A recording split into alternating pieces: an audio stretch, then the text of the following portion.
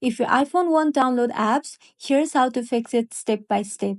On your home screen, tap the app icon and if it says paused, tap it to resume. If you're still stuck, move on to the next fix and make sure you're connected to Wi Fi or mobile data. You can try loading a website to confirm. After that, restart your iPhone. Sometimes a simple restart clears up app download box. Next, clear App Store cache. Open the App Store and tap any tab at the bottom for 10 times quickly. You won't see anything happen, but this clears the cache. Next, sign out of your Apple ID and back in again.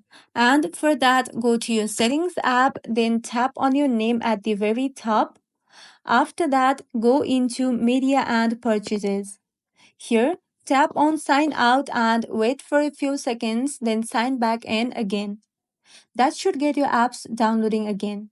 If not, try updating your iOS or contact Apple support. And that's all. If this video was helpful, don't forget to like and subscribe for more iPhone tips and tricks. Thank you for watching.